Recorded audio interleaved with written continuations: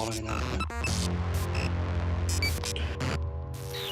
has been paid for by the WZWA Network.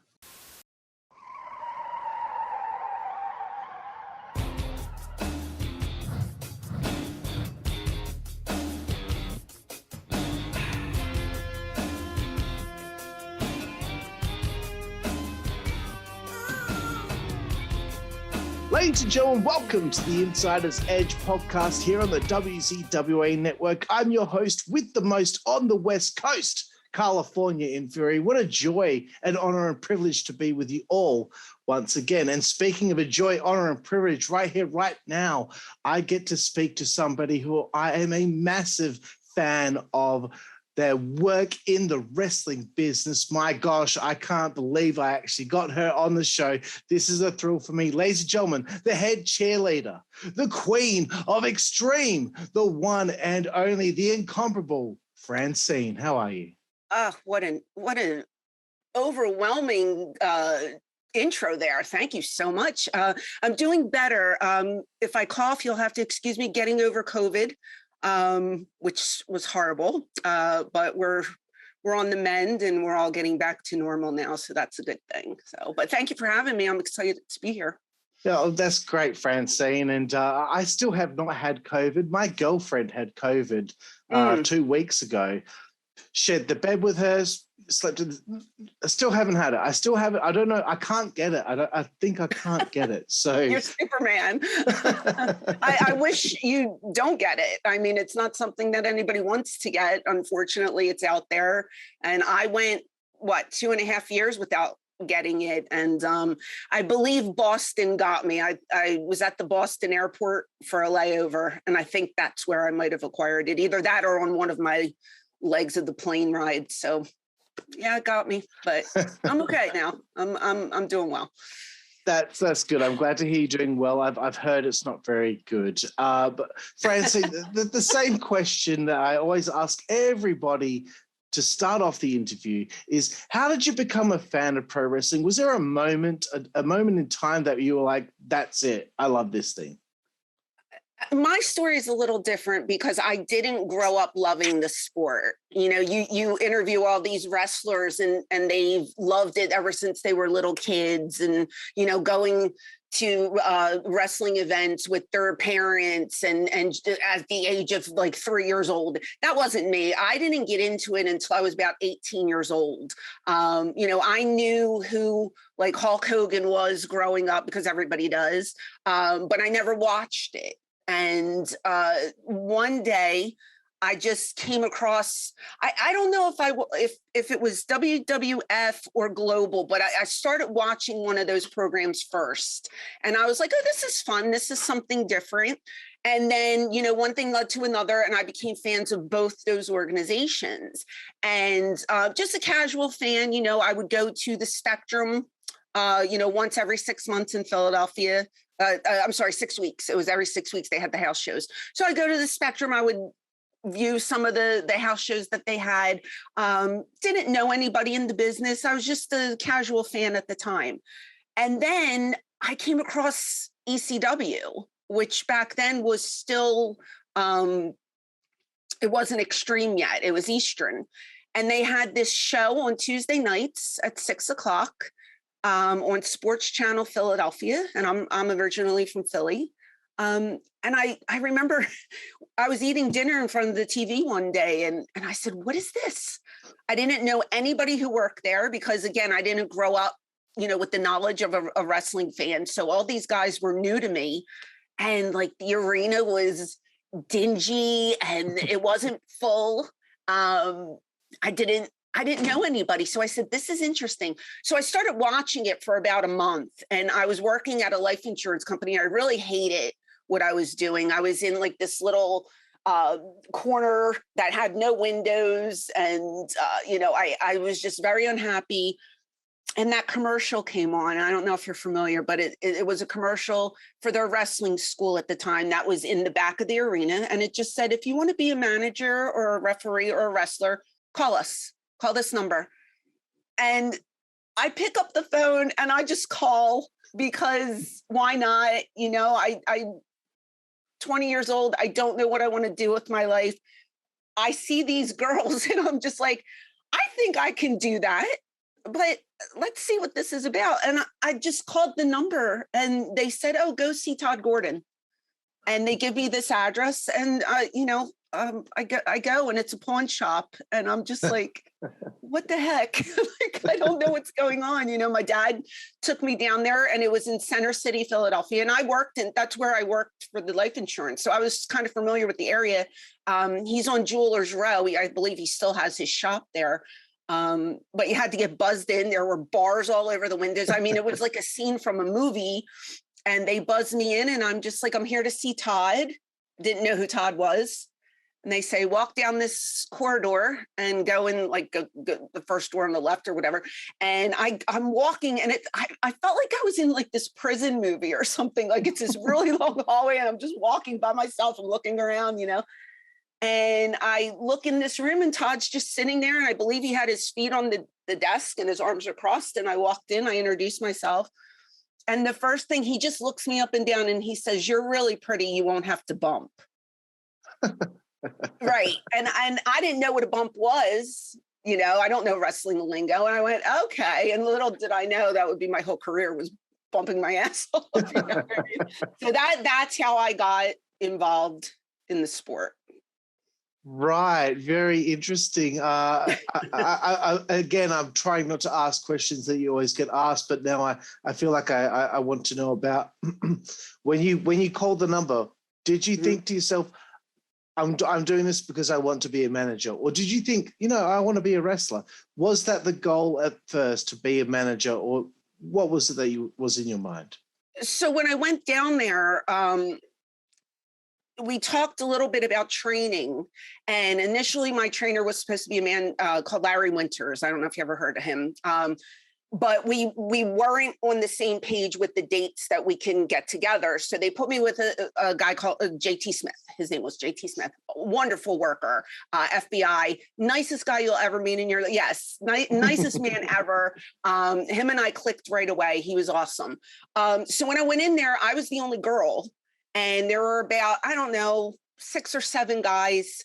And then like Stevie Richards would come down. He was at my, he was there on my training days a lot. They were training me as a wrestler because I really wasn't sure what I was going to do. I had no idea. When Todd came after I was training, I don't even know how long I trained for. They made me do like a tryout match. And I worked a match as a wrestler. And we do this match. And I remember like I got really sick after I was done and I ran to the bathroom and I got sick in the bathroom. And it was just nerves. I don't think I ate that morning, and I come out, but he seemed to be impressed. So I was just like, okay. And he really didn't give me much feedback. So I was kind of in the dark. I wasn't really sure what was going on. And at this point, it was Eddie Gilbert was transitioning out of the company and Paul Heyman was coming in. So I get a call and they're like, come. I don't even remember what my first show was, but they had me wrestling. But in the middle of the matches, 911 would come out and he would choke slam us. So we didn't even get to complete, like, we probably worked for like 2-3 minutes tops. And then he would come out and just, the girls would get demolished and that would be it. And I don't know what the point was, but that's what we did for a cycle. So it was fine. But I remember my first meeting with Paul. It was the night I was in Montgomeryville, PA, and they wanted me to be a beauty queen. I had won a fake contest and they wanted me to be like the guest timekeeper. So I had to sit at the timekeeper table like the whole time, and then 911 was just going to come and grab me and give me a choke slam. And this was before I even took the choke slam. So I remember saying to Paul, I don't know what a choke slam is. I didn't do that yet in training. Like I'm not privy to this information. And Paulie just looked at me and he was like, you don't want to do it? And I said, no, I didn't say I didn't want to do it. I just don't know what it is. And he said, he'll grab you and do it. Don't worry. So I'm sitting there. I come out, I'm waving at everybody like a stupid beauty queen. Like, I don't know what I'm doing. And I sit there and I'm ringing the bell after each match, and then just Al grabs me and he gives me this choke slam, and they put me on like a gurney on a stretcher, and they take me out the back door and put me in a car. And I think it was Stevie Richards who drove me home that night. And I didn't talk to anybody. I didn't know if it, like, I'm like, did I do good? I don't know. You know, it was like so old school. Like I didn't know any information. And then I got a call saying, Paul wants you to come back. So I said, okay. So I go back. I don't know what the next show was, but this conversation, I said to Paul, well, I'm going to be a wrestler, right? And he says, no. And I said, okay, but I'm kind of training to be a wrestler. And he said, women wrestlers will not make money. You will make your money as a manager. I guarantee you will get over as a manager. And that's what he told me. And I'm green as grass. I'm just learning. I said, okay, I trust you. And he was, in that day and age, he was 100% right.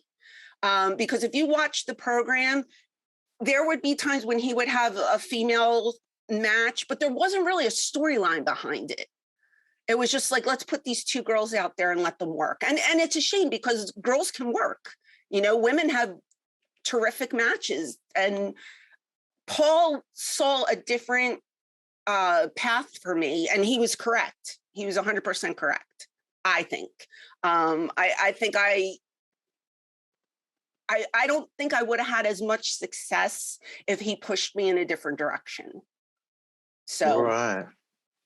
Interesting stuff. I'm definitely going to get into that soon because I have something to say about that. But one question that I wanted to bring to you was joining a new place, whether it's a wrestling company or just starting at a new job, a new company. There's a period of time where you have to try and fit in. Did anybody take you under their wing? How did you navigate your way through the whole process early on? Because not only do you have to worry about this, but you also have to worry about winning over the fans as well. So how do you navigate your way through that? It's funny you asked me that story because I can be very quiet if I don't know anybody in the room. But once I feel comfortable, I can be very loud. And I adapt to my surroundings. Yeah, I get comfortable, and my true personality will come out. So when I first went there, I was under the impression, keep your mouth shut, don't bother anyone. I was told to say hello to people because that, back in the day, you were supposed to shake hands with everyone, go up to everybody. They don't do it so much anymore. I still do it because that's how I was taught. But I would take a book with me. And I would literally sit there in the corner and I would read a book. And the first person who came up to me was Sandman. And he literally healed me. And he was like, what are you doing? And I said, I'm staying out of everybody's way. I'm reading a book. And he goes, no, put the book down, get your ass in front of the monitor and watch the matches. And I said, okay. And I remember I shut the book. I went, I got a chair. I just thought, that was reserved for the boys, the workers. I didn't want to overstep boundaries at this point because I don't know etiquette. Mm-hmm. No one took me under their wing in the beginning. I was like a little lost puppy. I would just sit there. And if somebody, when JT would walk in, I would flock to him because I trained with him. Stevie, I knew Stevie from training. So I would kind of gravitate towards those guys. But the more I kept going back, I started making friends. And at this point, I'm working house shows. So, they're pairing me up with Tommy Dreamer, and we're doing mixed tags and stuff like that. So I became friends with Tommy initially. I started to get more comfortable the more I was asked to, come back and do these shows. I just didn't want to overstep any boundaries or make anybody angry because I didn't have Sherry Martel was my role model.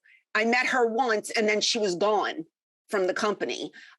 So I would have loved for Sherry to stay and I would have latched onto her and maybe she could have taught me the ropes, but I didn't have anybody. It was just me. The person who actually helped me was Shane Douglas, but that wasn't until we were paired together, and that took a while to get there. So I was pretty much by myself until the pairing with Shane happened. Right, interesting. That's interesting because that's a little while down the line as well. Yeah. But you do eventually debut under your name, Francine, working with Stevie in 1995. But I kind of want to spring off from that and talk about female managers in pro wrestling. To the layman out there that thinks that all you have to do is walk to the ring and cheer on the guy that you're managing. Right. Let's just spell it out for him. What exactly goes into being a manager in pro wrestling? What is it that you have to do, not just walk to the ring? Exactly. Everybody thinks, oh, if you're pretty, you could just go out there and you're fine.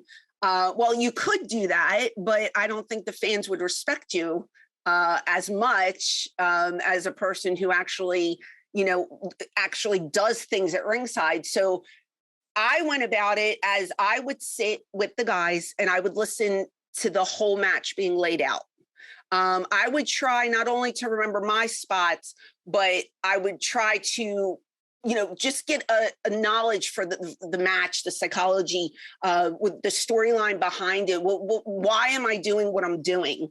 Trying to make it make more sense. Facials are very important. Timing has to be impeccable. I would always look for like maybe 2 spots before my spot, so I would be ready to go. If you ever watch me, you'll see there's a certain point where I would always take my heels off because you knew something was coming. If I'm going to get in the ring, I don't want to break my ankle or anything. But timing is really, really important, and you have to work on that. I just think like psychology and storytelling, it just makes the match so much more interesting to watch than just 2 guys locking up with nothing behind it. So I just tried to remember as much as I could, just in case, like if I knew Shane needed a chair, I would remember them talking in the back and the chair spot's coming up. So I would run ahead of time, make sure a chair's there. Or if something needed to be under the ring, I made sure I knew what section of the ring it was at. So I didn't have to run all the way around and then there goes the timing. You know what I mean? Like you have to think a couple steps ahead.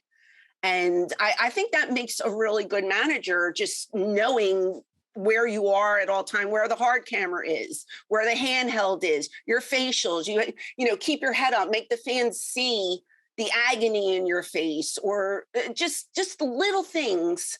Little things go a long way. So there's a lot that managers do. It's not that easy. You have to remember a lot of things. And I agree, because I know I've been involved in pro wrestling as well, and I've come to the ring with somebody who's been working, and I know exactly. I'm like, oh wow, like actually, I should probably keep on be constantly doing something, but not get myself over. Still put the attention on them as well. So there's so much to think about. There is, and you can get yourself over a little bit, but you don't want to take away from the boys in the ring. So there's a way to do that, and I think I've mastered that. There's certain times when, let's say both guys are down selling and it's dead silence. That's when the manager comes into play. So you either start banging on the mat, or if you're a heel, you turn around and you start jaw-jacking with the guy behind you in the first row. You want the people to be up and energy. You never want that quiet atmosphere. So there are times when you could put the attention on you. You just don't want to take away from the boys. And that there's an art to that. And, you just have to watch the people who came before you. And I watched a lot of stuff from the women that paved the way for me. And that's how I learned, and you learn by example, you learn by doing as well. So. Absolutely. Some great examples there too. I didn't think much about the double down when the guys are down in the ring. You might have to take that time to do something. So that's very interesting. But you mentioned the ladies that paved the way, and I think of ladies like Baby Doll, Miss Elizabeth, Sherry, Woman. They were managers. They weren't just valets. There is a difference between the two, I think. This is what I wanted to bring up. I alluded to it earlier. This is something different. There's something different about your run. Your story arc from 1995 to 2001, when I look back at it, I think it's perhaps the best run a female manager had. And the character, because the character Francine was always doing something fruitful, something meaningful. You and your character, the Queen of Extreme, affected how the lay of the land would be. That's just my perspective. And because when I think about people like Miss Elizabeth, Sherry, Sherry had something with Sean there, but she was still a wrestler, though, at the end of the day. You, specifically a manager. Baby Doll, she had the stuff with the Horseman and Tully. Woman, she did a whole heap of things, but I just look at your story arc, and I assume that from day dot till 2001, that hasn't been mapped out. It's just this, it just so happened to work out that way, and the way that the lay of the land was because of the Queen of Extreme. And I'm just very impressed with how it all worked out. From Stevie to the Pitbulls to Shane, Tommy, Raven to Justin, you were a big part of all those acts. I don't really have a question there. I just wanted to ask you how you felt about me saying that. I'm touched. I'm humbled to hear that. I mean, I appreciate those kind words. Everything that I've done, I always said, I just want to leave my mark on this sport. I want people to look back at my career and say she was a hard worker and she always gave 110%. So for you to say something like that, that means a lot to me. So I appreciate it and thank you. I just always went into each match telling the guys, oh, I'll take that finisher. I'll do that. Like I just was trying to make a name for myself, and I just wanted people to know I'm not just here for the paycheck, so to speak. I want to work and I want to get that pop. I want to do something memorable, and I want people to just say, she can go. And, sometimes it worked out great. Other times, not so much, but I always gave it 110%. And, I hope that people can just look back like you did and just say, she always tried. She always gave it her all. And, I have haters out there. I know that. We all do. There are some people that don't think I contributed anything to wrestling. And that's okay, because I always say I'm not everybody's cup of tea. So when I hear people like you say stuff like that, that makes me happy. And it makes it worth what I did. Exactly. And for the haters, it's okay that they're wrong, but that they can be wrong. Like that's they fine. Can be wrong. That's okay. Yeah, I always say, that's why there's a million flavors out there. If you don't like me, you might like somebody else, and that is a-okay. But just know, I always gave 110%, whether you hated me or you loved me. I'm out there to entertain, and hopefully that's what I did. You certainly did, Francine, and that brings me to this next thing I wanted to bring up, because I've talked about that arc, that journey, and there's a bunch of people that were involved in that. And I wanted to ask you, just naming some of these people that you managed, if you could just tell me quickly, not because I know we've only got a certain amount of time together, but one thing about each experience that you feel helped you in the future. So. Starting out, you start out with Stevie. That experience with Stevie, was there something during that time that you feel helped you in the future? Stevie, I mean, he was just a nice guy that I mentioned earlier. He was at the trainings with me, at the school. I felt comfortable with Stevie. I traveled with Stevie a little bit in the beginning. When we worked the program together, just professional, you know what I mean? He was a nice guy. It was a comfort to have him in the beginning because he was there with training. And I just, like I told you, it took me a little bit of time before I was, 100% myself in the locker room. So I found like Stevie and JT to be comforting when I first started to work. So I was happy that I was put with him initially because I knew him. I you know what I mean? Like training with him, I already had a sense of friendship with him. So I felt comfortable. Right. So that's very important when you're first starting out. You need to be moving into this position and to be made feel comfortable into it before you start getting, that false bravado becomes bravado eventually kind of thing. So next, the Pitbulls, managing a tag team of such magnitude like the Pitbulls, was there something that you feel that the experience with them helped you with your future? I'm still friendly with Gary to this day. I love Gary so much. I feel like working with a tag team is a little more difficult than one-on-one because now you have two cooks in the kitchen, and what this one says might not be what this one thinks, and sometimes you butt heads. I'm happy for the experience. And like I said, I love Gary to death, but it was a little difficult being with a tag team compared to just one person, if that makes any sense. Absolutely. And when I was put with them, I remember Paul telling me, this is not for the long run. And I don't know if they knew it, but I knew it. And I just never said anything. I kept my mouth shut and I rode the wave because honestly, I didn't know how long it was going to last. I hated the gimmick. I hated wearing the outfits. I was very uncomfortable. I'm like a sundress kind of girl, like a flowy, girly girl. And to wear those outfits it was terrifying, but I did it because I was trying to match but it was just, you can tell how uncomfortable I was in the early days wearing all those costumes. It was not my cup of tea. But it was an experience, and I learned how to work with a tag team. I just prefer working with one individual. Right. Excellent. See, then again, more lessons being learned.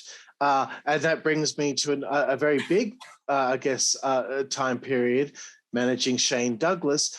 Yeah. What did you learn from that experience with Shane? Oh. Now, this is like a top guy in the company. Now you're being elevated to that real queen of extreme, manager of the champion, huge part of your career. What did you learn there?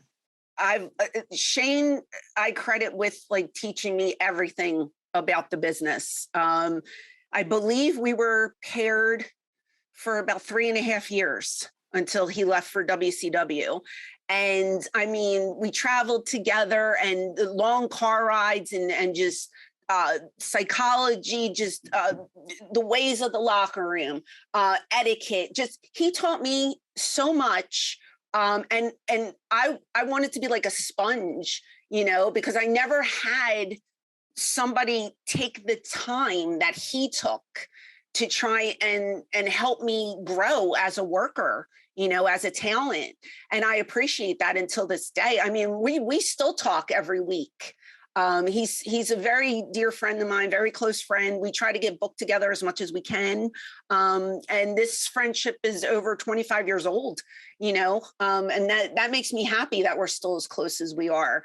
But I credit him with teaching me almost everything about this business. He's just been one of my closest allies, and he's just so knowledgeable in so many different fields of professional wrestling. And I'm so thankful that Paul saw something with us and that we were able to be paired together, because if we weren't, who knows what would have happened with me? Like, I don't know, it was just, I guess it was the right place, the right time, and I'm grateful for it.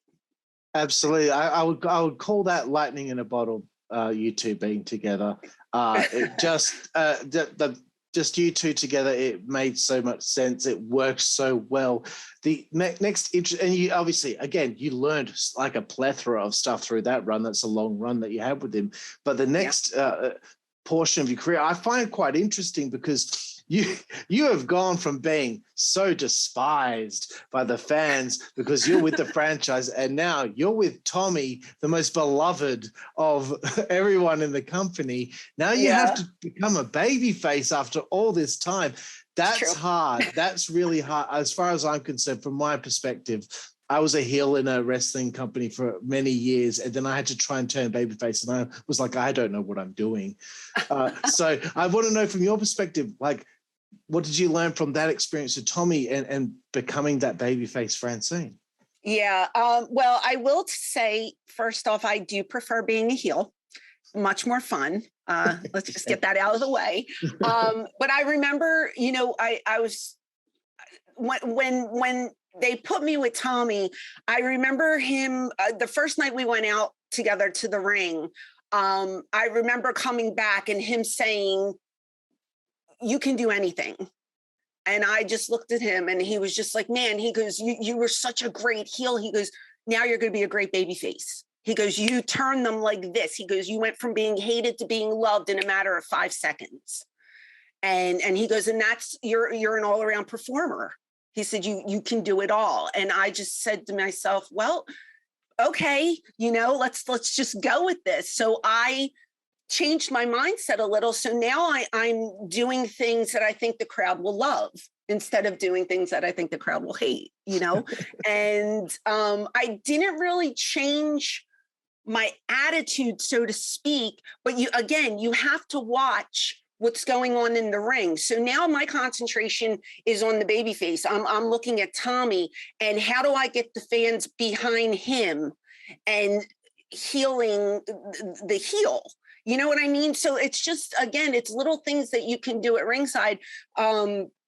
If Tommy's down and the heel is up, I start banging on the mat. I start screaming, Tommy, Tommy. So then they're going to start screaming, Tommy, Tommy. And then you have the whole, 5,000-6,000 people screaming Dreamer's name. So you have the baby face response that you're looking for. It's just that there's just little things that you have to do. And of course, Tommy was great with working with the girls and getting them over with certain spots. He knew exactly when to put me in there, what would get over, what would, the people would pop for. So he was detrimental to my career as a baby face as well. And I learned a lot from him in that aspect because he's never been heel. His whole run, except for in real life. I kid. But no, he's never, he never turned heel. He was a babyface his whole career. And I learned a lot from him, getting over saying the town that you're in or, getting that cheap pop or wearing a certain shirt that the people are going to like. Certain things like that. There's just little tiny details, Absolutely. One thing before I bring up the next person that I wanted to ask about, I've been watching a lot of 2000 ECW, like Hardcore TV, TNN, etc. And every single episode, they're plugging a VHS of an event where I believe you turn babyface. And they say, Francine gets extreme, and all you people been saying for the last few years is show your kids, show your kids. I'm about to show you how extreme I can get, and then you start to pull off the top, and then they cut away from it. It's like, people Storm. They're going to get on their phone. I need to see what Francine did. I was Lance Storm comes over with a shirt and covers me up and takes me out of there, But just fun little thing. It's a tease. We would push the envelope, but we would never really cross the line, so to speak. Or I never really crossed the line.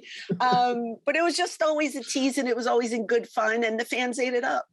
Absolutely. I laugh every time I see it because on every episode they're plugging that VHS. I know. It's like, Paul, give me a break. The next one, Raven, obviously incredibly creative human being. This is this really interesting portion of 2000 where he's come back to ECW. There's this thing with him and Tommy. Now they're actually teaming together.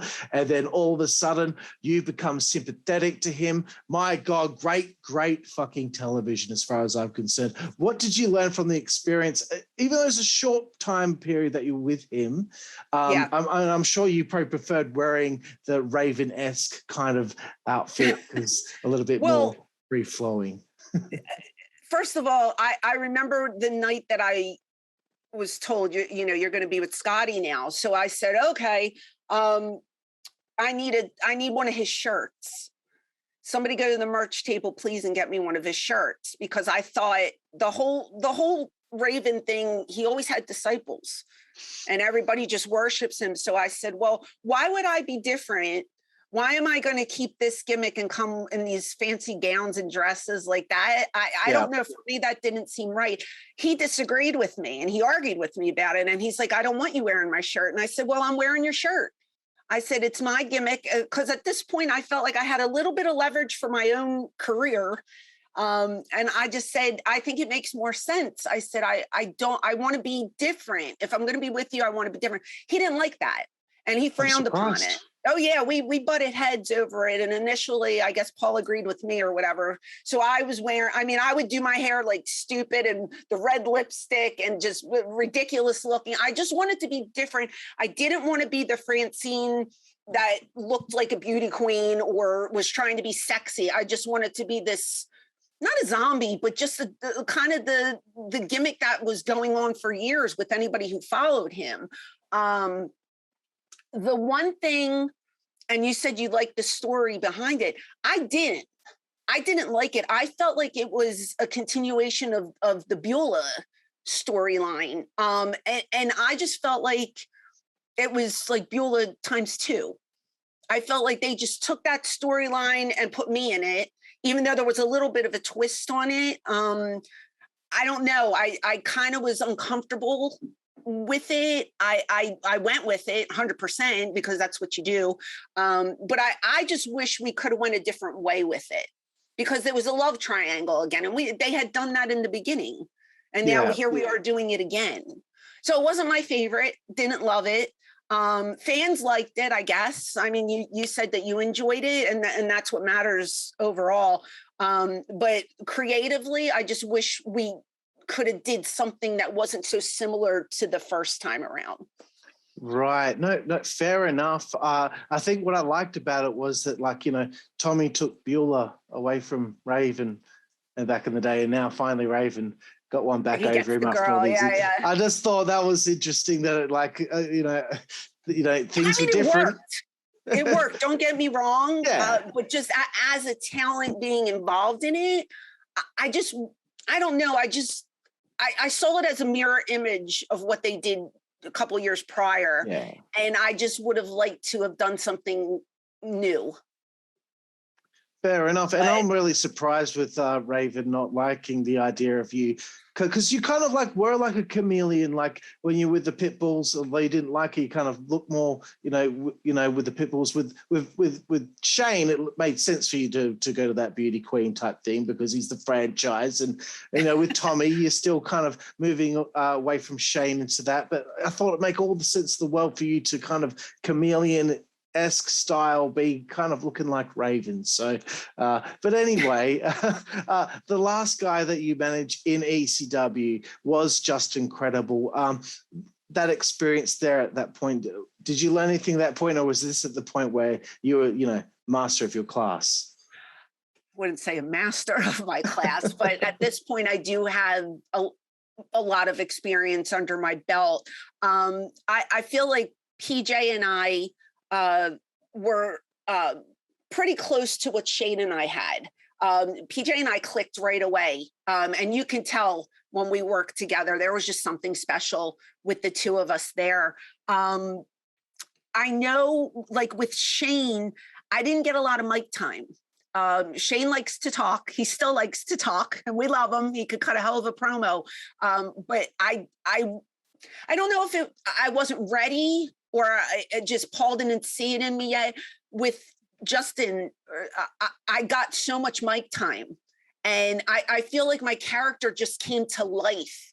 I was able to, not only perform, but now I'm getting, the mic, and I'm getting to express myself. And what was so great about ECW is, we talked about this before. Some people give you verbatim, word for word. I'm not good with that. Give me bullet points to hit, and then I can come off and I can make it my own. And that's something that was great about Paul. Like he would give you a promo, but he would say, just remember this, this, and this, and then go with it. And I just found my niche that way, and I just was very comfortable on the mic.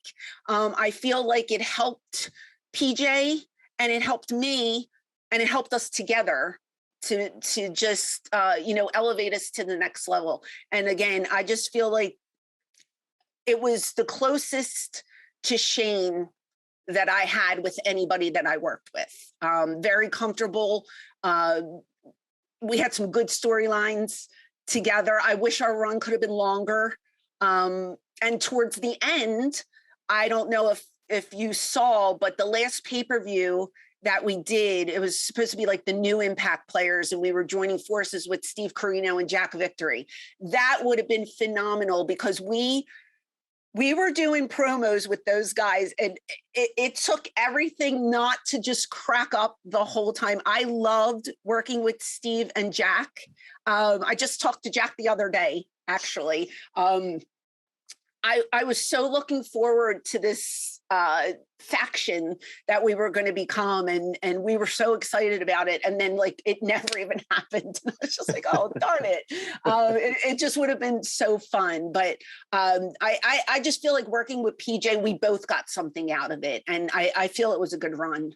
So I enjoyed it. Definitely. Yeah, Steve and Justin were kind of both on that same trajectory at that point. To have them together would have been gold. Another thing that I need to bring up, and I'm sorry that I have to ask this because I'm sure you get asked about it all the time, but I've asked so many people that were on this show about this incident. It's ECW Heatwave 2000. I've had a plethora of ECW guys. I've even had some XPW guys talk about their perspective of what happened at that moment on that day. I want to make a big video where, one after another, all these people, Chili Willy, Big Sal, Messiah, all these people I've got. You are like one of the most important ones for this story. So please. How many people blamed me? I think one person might have thought that it had to do with you, but most other people, geez, if I can remember, I think someone was like, I think something happened with Francine, but most people did not say that. But I know that that's a big thing over the years, that Christy touched you, but that never happened from what I've heard. So please let us know what actually happened during that. Okay.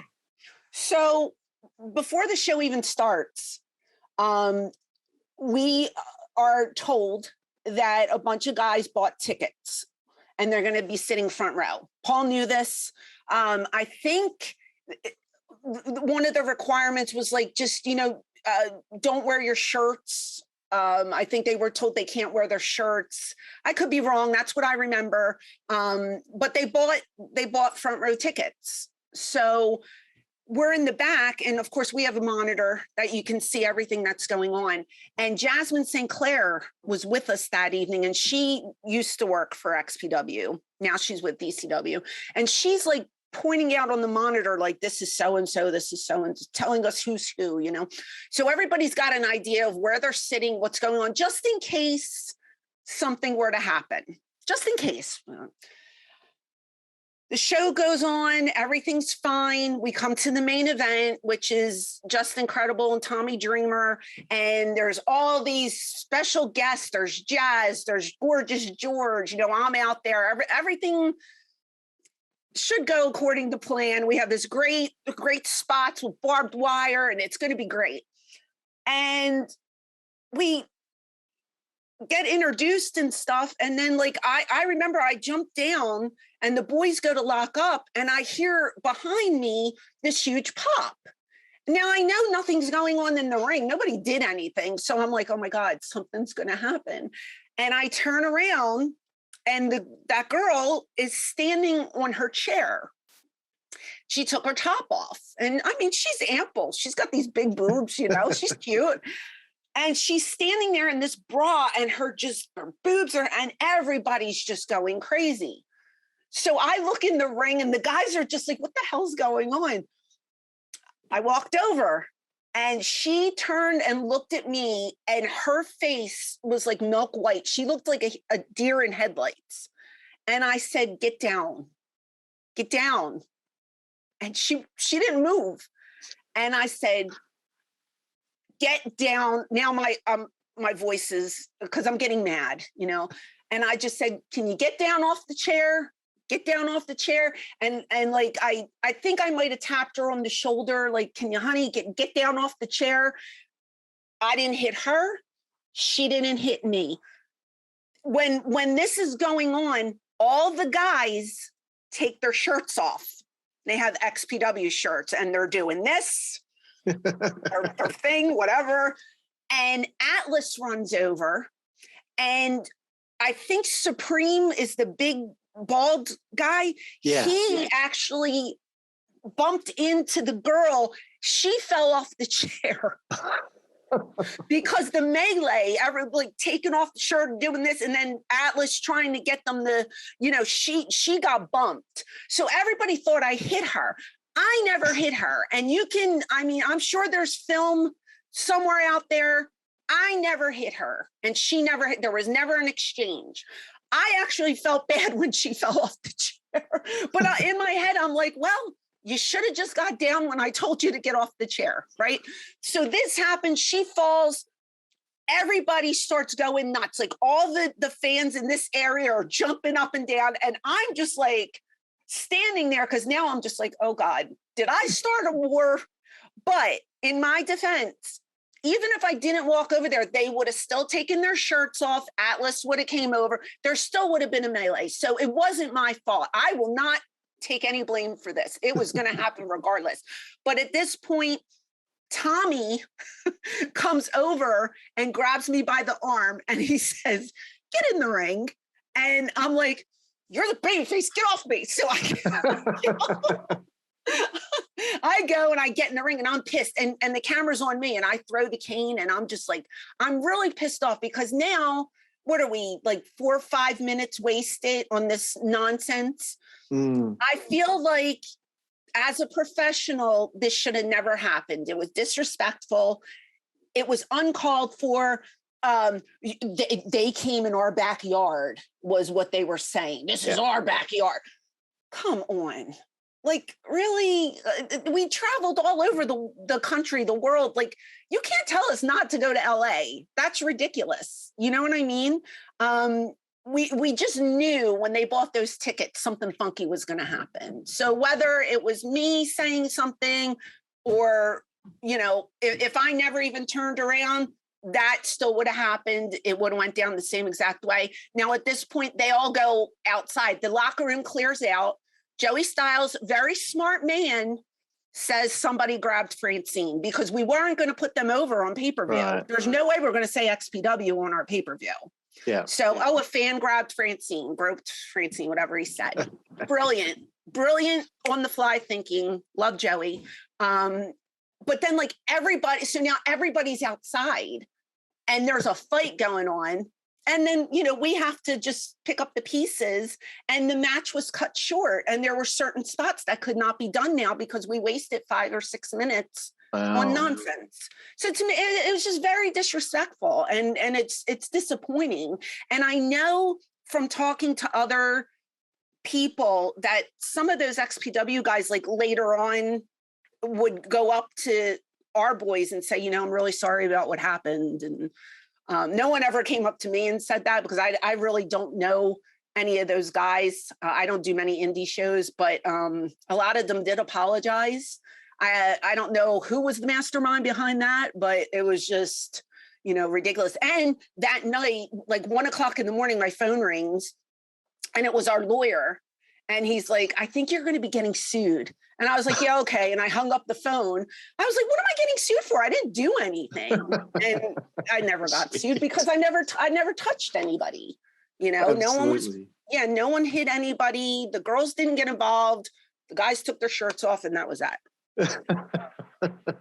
Ridiculous. It's so funny. Just hearing everyone, because I've had Jim Molyneux's perspective, I've had John Finnegan's perspective, Stephen DeAngelis, Larry Rivera, who was a commentator for XPW. He was on the other side of the arena in the seats just watching the show. Oh, he was there too. He told me about what he saw from his perspective, and I had no idea that happened. So I've got at least 20 people so far. I want to get a couple more people. So when you make this, I want to watch it because I want to know exactly what other people think happened because I was there and that's exactly what happened. So it's very interesting seeing everyone's different side of the story.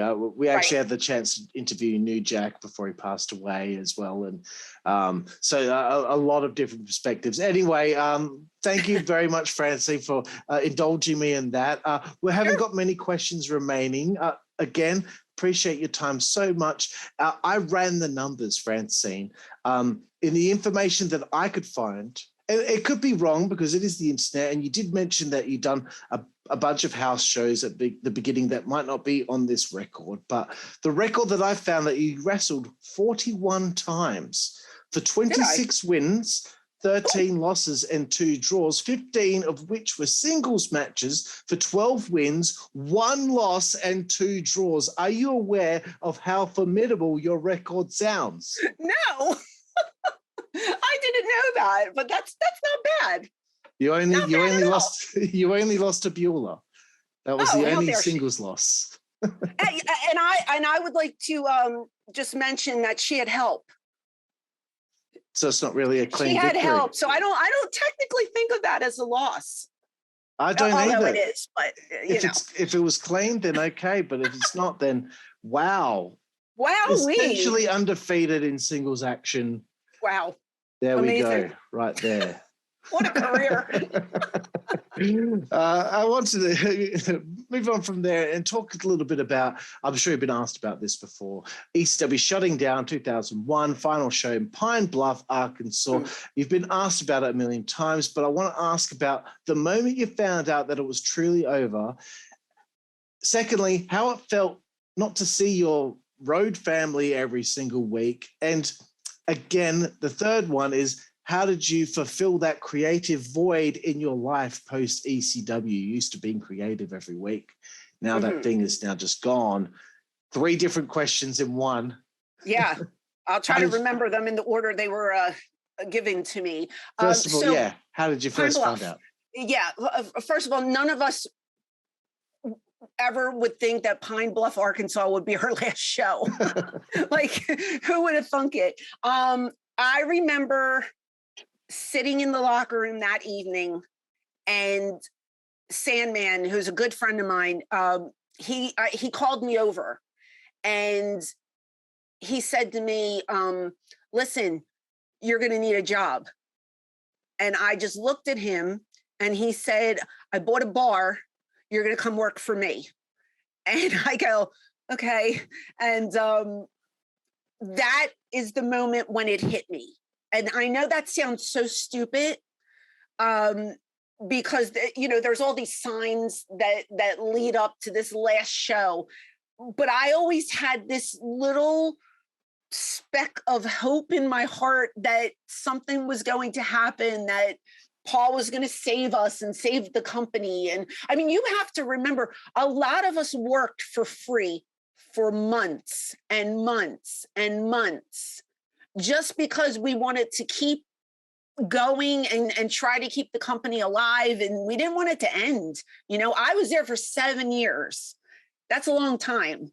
And you're being told one thing, but then you're hearing other things. And it's like, I don't know who to believe. You know what I mean? So when Hack told me that, Sandman told me, you're going to need a job, it was just like a flush of like sadness came over my body. And I remember I turned around and I went back and I just sat there. I sat by myself and I just was thinking about all these things. I don't even remember what we did that night. I don't remember who we worked with. I do remember at the end, they grabbed me and said, come have a beer. And I said, I can't do it because I was hysterical crying. And everybody went out and drank that beer. And I sat in the back by myself and I just cried. Cried, got in the car and cried, went to my hotel and cried. That Monday, I got a phone call, maybe 9:30 in the morning, and it was Dreamer. And he said, I just want to let you know that Paulie will be on Raw tonight. And then I was just like, oh, that was like a punch in the gut because we weren't told as a locker room. We didn't know. So, I felt sad by that information. And I was just like, okay. And then it's like, well, I never really had a lot of time on the indies because like I went right from training to getting my foot into ECW, getting a contract and stuff. I didn't have a Rolodex with, names that I can call and get work. So I was just at this point, I'm like, okay, well, I guess I have to do indies now. And believe it or not, they were very lucrative. They paid really well. And I was making more money doing the indies than I was in ECW. Because when you're fresh off of TV, people are throwing money at you. You know what I mean? So I was doing really well and I was getting contact from the other boys and we were all trying to help each other because we were a family. We still are a family. A lot of the guys I still talk to. So I was just getting work through everybody else and we were all trying to get booked together just to keep the family alive. You know what I mean? So we still all kept in touch and then we were doing these reunion shows. And that started to die down after a while. But I mean, it's, almost 30 years later, and I still talk to most of the locker room, which I think is tremendous. That just goes to show you how close we were and how close we still are. Absolutely, Francine. Thank you for sharing all that. And we're getting super close to the tail end here of the interview. Again, thank you so much for your time. I need to bring up One Night Stand in 2005, the first one. I'm sure you've been asked about this before quite a lot, but I just want to know about just how did it feel? Did that feel authentic? Did it have the same feeling from go to woe, the day, how it began and how it ended for you? Tell me a little bit about that one day for One Night Stand. Sure. So I was approached in 2001 to work for WWE or WWF, whatever they were at the time. I was told they were going to put me with X Factor. So that would have been PJ, Albert, and X-Pac. And then I was going to be their manager. The thing that I wasn't crazy about is the feud was going to be with the Hardys. And of course, Lita, who is a great girl. I really like Amy. But I was told it was going to branch out and then it was just going to be me and Lita working together. Now, I didn't wrestle much. And I felt like if I took this position, I was going to have to start all over again. I would have had to go to like whatever their training center, the performance center and learn again. And at this point, I don't know, like 30 years old or something, 31 years old. I didn't want to do that. So I kind of not fought with Paul, but I was just going back and forth with him. And I'm like, Paul, it's not something I want to do. And he was just like, well, they're interested. And I said, if they just wanted me to be a manager, I would do it. I said, but I don't want to be a wrestler at this point I just don't want to, I feel like everything that I learned in ECW would have been thrown out the window. And then I have to start all over again, basically, because I'm not homegrown. I had already established myself in one company, and this comes into play in 2005 as well. So that didn't work out in 2001. I didn't go. I didn't work there. I get a call in 2005. First, I get a call from Shane Douglas. He's doing a reunion show. Then I get a call from Tommy Dreamer. It's the same weekend. So Shane's is on a Friday. One Night Stand is on a Sunday, but they want me to be a surprise. So I'm not allowed to tell anybody. So I go, okay, fine. And I'm just looking at it like one night only. This is going to be a cool payday. I'll get myself on TV and then I can charge a little more when I do some indie work later. That's the way I looked at it. So I did the Friday night show. It was great. I go Sunday. I do the Sunday show. My spot was literally like 2 minutes long. I didn't have to remember basically anything. I kick Tommy in the nuts and I smack him and I have a cat fight and then I'm done. And I go home and I don't think anything's ever going to come of it. I'm thinking of it as another reunion show. Then a year later, I get another phone call. Oh, they're bringing it back. I go, what? What are they bringing back? Oh, ECW. I go, what? What are you talking about? And he's like, yeah, they're bringing ECW back and they want you to do exactly what you did for Paul. My gut says no. My gut says no. And it's Tommy. And I'm on the phone with him, and he usually doesn't lie about things. I think he believed what he was telling me, but that's not what happened. That's not what happened. And I said, well, can I do it for like a year? And he says, no, you have to sign a 3-year contract because they want to know you're loyal. So I was just like, oh man. And he goes, well, let's just mail it to you, read it over, see what you think. So I'm like, okay. And I remember I hung up the phone and my phone rang and it was Axel Rotten. And he goes, did you just get a call? And I go, yeah. And he's like, what are you going to do? I said, I don't know. And he just went, here we go again. And I went, I guess, and then like CW called me and Sabu called me and everybody's like, are you going to sign? And we were like, I don't know. Like something in my gut told me it didn't feel right, but this was going to be my last big run. I knew it because now what am I, 35? Or something, 34. You know what I mean? Like I'm not getting any younger. Let's try and make some money. But I knew I wasn't going to last 3 years. I said, there's no way I'm going to last 3 years. I lasted 6 months. It just wasn't for me. It just wasn't for me. And everything that Tommy told me was not true. And I don't blame him for it. I think they just fed him what they thought we wanted to hear. And then we sign and then we get there and it's completely different. And they never wanted to hear any ideas from me. Again, I wasn't homegrown. I wasn't allowed to be called the Queen of Extreme. Something I think at that point I had 13 years seniority, which was more than any other girl in the locker room. And here I am asking people if they wanted cookies from catering, because I'm just trying to fit in and I don't want to step on anybody's toes. I'm trying to be nice to everybody. But I had meeting after meeting with Johnny Ace and he told me I didn't politic enough. And I said, I don't politic. And he goes, well, here you have to politic. And I'm like, I don't do that. I don't like politicking. Like, I don't throw people under the bus. My work should speak for itself. Just give me a chance to work. And I would give him like ideas. No, you're doing a bikini contest. I'm like, this is so stupid. I never had to do bikini contests before. It was so uncomfortable and so dumb. And I hated every minute of it. But I was grateful that they gave me the opportunity.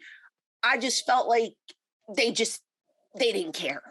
I was like, why'd you even hire me if you don't care? Exactly. It's so, as a fan, it is so frustrating that Vince McMahon didn't even know what you had done. And oh my God. None of them knew what you had done. And they're just throwing you these, like, do you not realize what she's done? She can talk on the microphone. She can do all these things. She's fucking fantastic.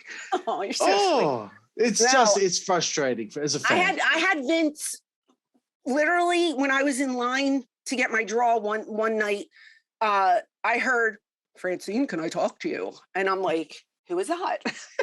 And I turn around, it's Vince McMahon, and I haven't had any meetings with Vince. Like I would shake his hand, hello, if I got to the building. So I go, sure. And he walked with me around the arena and he point blank said, I don't know what you're capable of, right to my face. And I said, you bought our tape library. And he goes, well, I haven't watched any of it. And so I'm thinking, okay, well, then you have people that have watched it. I know Shane McMahon is a fan of ECW because I was told he loved ECW. I'm like, why can't I talk to Shane? Why am I standing here with you? Exactly. I didn't say it to him, but I'm like, why? If I could just get my hands on Shane for maybe 15 minutes and just tell him what I want to do and what I'm willing to work, and then he makes me do this ridiculous thing. Like when you see me, I'm sure you heard this story, smack me on the back, what he got for me, blah, blah, blah. And I do it. And then he puts me on the show, right? I'm on the show. We do the walkthrough and I say to him, he's standing right there. And I said, can I take Kevin Thorne's finisher? And he goes, we don't do that here. And I go, what do you mean you don't do that here? He goes, no, we don't want you to get bumped by the guy. We don't want the man to hurt the girl. And I just was like, what? And I can't argue with Vince McMahon because he's Vince McMahon. But I went, okay. And I walked away and he goes, oh, gingerly put your hands under her and throw her to. I go, this is just crap. I told Kevin, I was like, this is crap. He's like, I know, we got to do what the boss wants us to do. And I did it, but I'm just like, man, that's going to be so much better if I could have taken his finisher. The pop would have been great.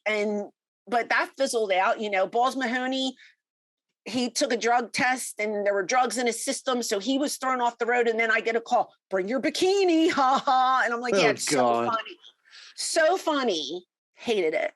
Yeah, I hate it too. It's so insulting to me knowing what you're capable of. So thank you. You know what? Fuck them. Okay, they fucked the whole thing up. But the thing is, I interviewed Lou E dangerously on my show. Yeah. The sign guy, Dolly. He told me because he was working in the office at that time. He told me all this stuff that had taken place. And initially, it was supposed to be the old loop and doing the convention center and Poughkeepsie and et cetera, et cetera. Right. And Vince McMahon saw the show at the ECW arena and then changed his whole mind on the whole thing. And it's just upsetting. So let's not talk about that anymore. We're talking about you and how wonderful you are and how we're coming to the very close to the end of this interview, Francine. There had been other things you'd done in the business after WWECW. But these days, right now, how fun is it these days doing these meet and greets? I see that you have some appearances with the Sandman coming up soon. Does it ever cease to amaze you that something that you were part of over 20 years ago is still as relevant as ever in your life? I can't believe how blessed this group of misfits has been. We always called ourselves the Island of Misfit Toys. I don't know if you ever heard that reference, but we talk about it all the time. People seem to be interested in, I'm not referring to myself as one, but like the legends, the older generation. And, we're doing these conventions and you get these younger kids who come to the table and I'm talking like 10, 11, 12 years old and they know the storylines because they're watching it either on the network or on Peacock and I'm just, and the one kid said to Shane, he goes, your storyline with Taz was phenomenal. And Shane goes, how old are you? Like 10? And he goes, yeah, but I watched it on Peacock and it was phenomenal. It could carry over to this day. It's like a 10-year-old, you know what I mean? And it's just like, we have a whole new generation of fans that watch our stuff from 20, 25 years ago and tell us it's still relevant today. These stories hold up to 2022. So that's a blessing because, that brings more business in for us. But it's a treat for me when I can do these conventions and see these guys because, I don't get to see them much. We talk, but I don't get to see them much. So when we're together for a weekend, instead of like going to a bar and drinking or shenanigans, we're in the hotel room talking about our kids, our husbands, our wives, what we did last weekend. It's a different atmosphere.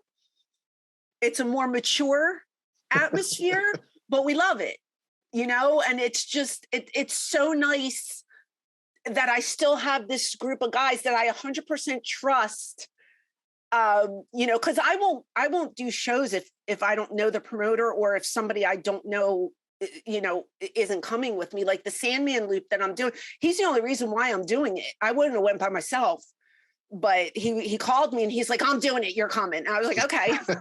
You know what I mean? So if I have like Hack or Shane or somebody that I know there, I'm 100% going and taking the booking.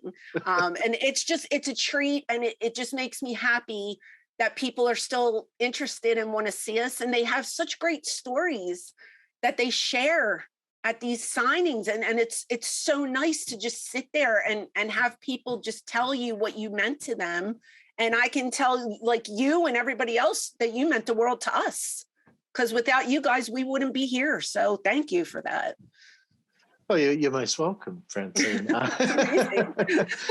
Before we get to our final segment, where I have those, 5-second frenzy with the quick fire questions, Francine, here's your chance. You got the floor. Plug everything going on in your world. Oh my goodness. Okay. Well, first off, I have a podcast.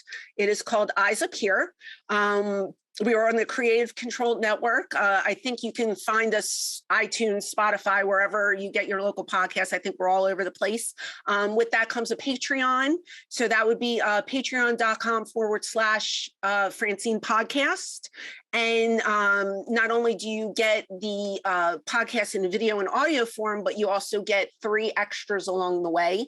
And there's different tiers that you can join. I usually have the members come on with me and we play games, we do trivia, just to get to know you one-on-one. They can ask me whatever they want, and I ask them questions as well. I like to get to know the face behind the names. So that's a fun little project that I do. I'm on Cameo. Everybody else is as well, I know that, but we're on Cameo. Just look me up under Queen of Extreme Francine, I think, for that one. What else do I do? Oh, I do YouTube. I have a YouTube channel. It's under ECW Diva Francine.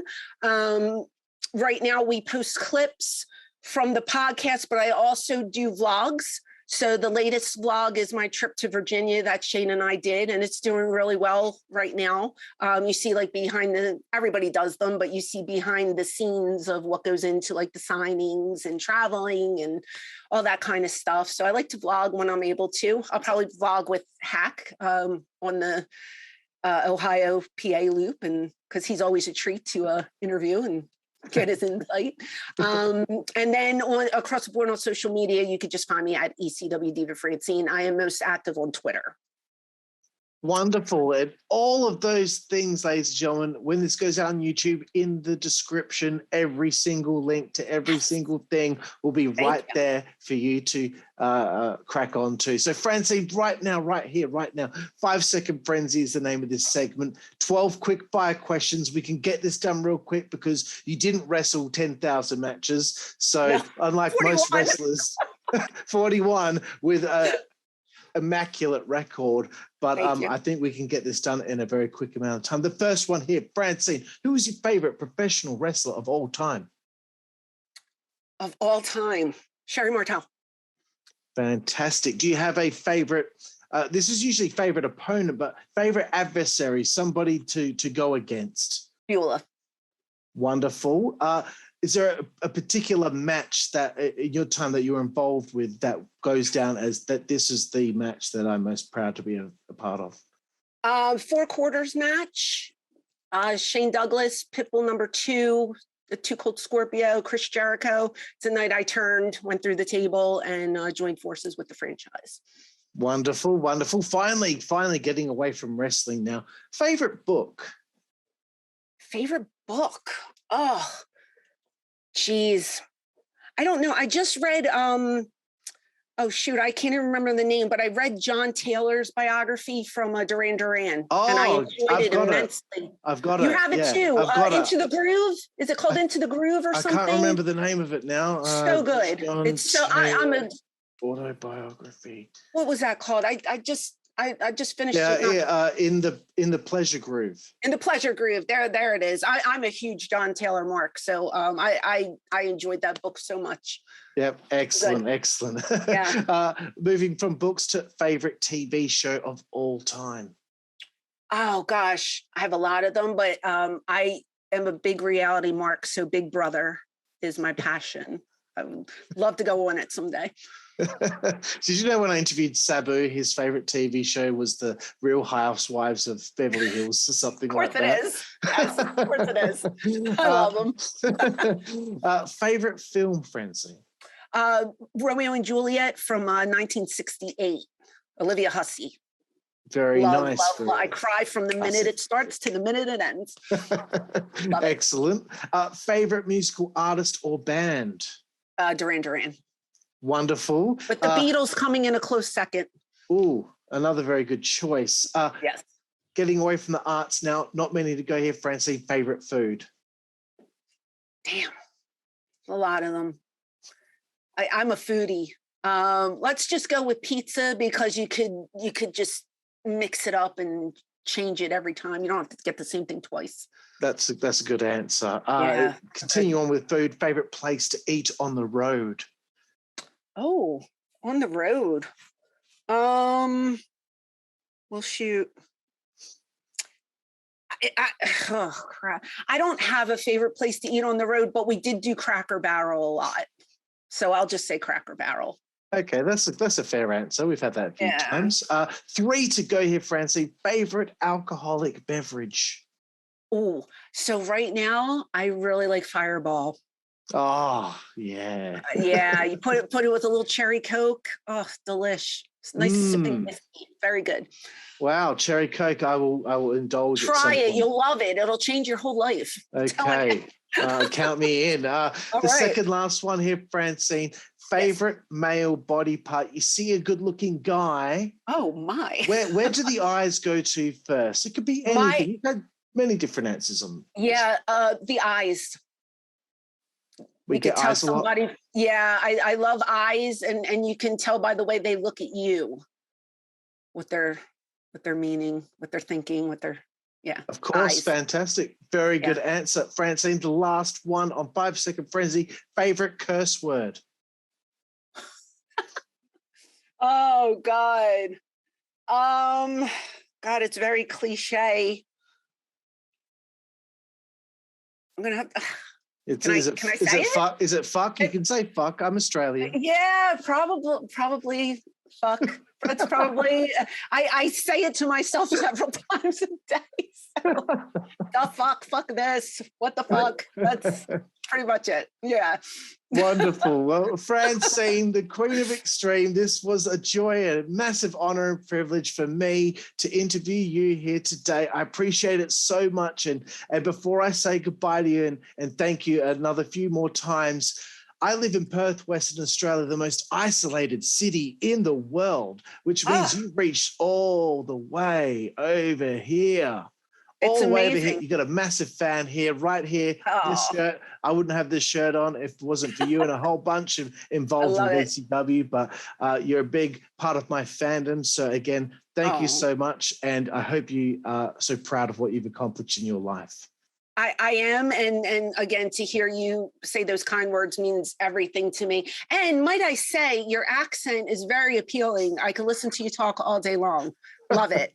Love it. I've never been to your neck of the woods. Maybe someday I can journey over there and we can make face to face. But until then, there's always Twitter. So that way. But thank you for having me on. And I appreciate the kind words and everything. The banner, the shirt, the accolades, the belt. Look at that. He's got everything. It's wonderful. That's it, Francine. Well, thank you so much. And thank you all out there for joining us here on the Insider's Edge podcast on the WZWA Network. I'm Karlifornia. This is my homegirl, Francine. And we will see you down the road. Thank you.